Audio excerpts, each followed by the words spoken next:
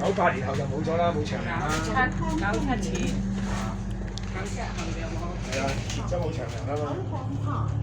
97前96年都冇咗。最後嗰批係我今日先講起佢老婆就98年入去，last就98年嘅，做埋嗰長糧就冇，以後都冇啦，咩工都冇長糧啦已經。